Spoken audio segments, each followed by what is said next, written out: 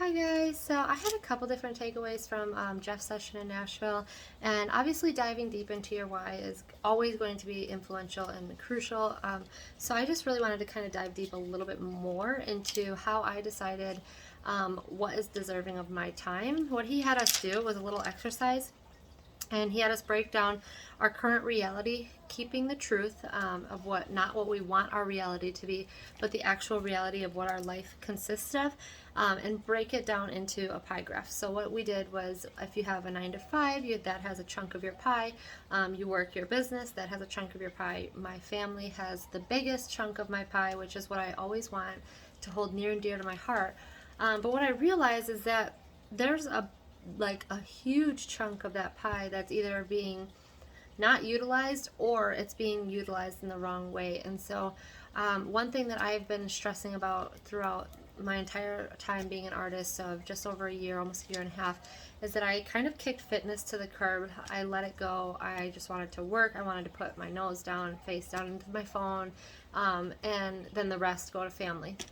And I lost sight of everything else. So I was listening to podcasts, I was doing the things, reading the books, but one thing that just really didn't have a piece in my pie was me and my personal time, which you could do all the personal development, self-help in the world, but if you don't actually carve out that time for you, it's going to waste. So what I noticed is that I'm literally giving away so much of my time to others that I needed to take just a slight little bit of that pie and shift it to make a new piece of pie so that I can now have that clarity I need. So now just by taking that little bit, I get to go to the gym.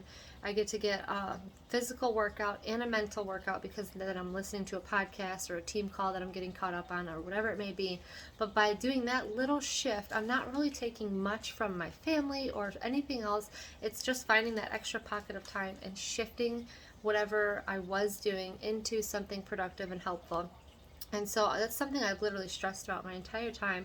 And by laying it down into a pie and actually just like kind of seeing what has what and where you want to go with it, where you want to have things, like let's say you have a big chunk of a 9 to 5 and you want that 9 to 5 to like kind of be just a little side job and this be a bigger chunk. Well, let's shift it, and what do we have to do? So it's learning to set those goals to balance it out so that you're happy with what you have. And with that was also celebrating wins. So one thing I do is I actually hold myself up to like super high expectations, probably out of this world expectations, and I've never been able to live up to them. And so with that, I end up beating myself up inside and not celebrating any little wins that I have, like getting color matches, going live weekly on multiple platforms. All of these are huge wins in this business, and I've totally looked past them. But until it was put in front of my face to just celebrate every single win, you're not going to be able to get the balance, or you're not even going to see the growth that you've made if you're just ignoring all the little baby steps in the process. So there's so much more that came from that session, and it's like, I'm sure all the girls are touching on it, but Jeff really has a gift here. I think it's really influential, and I'm super excited for what's to come.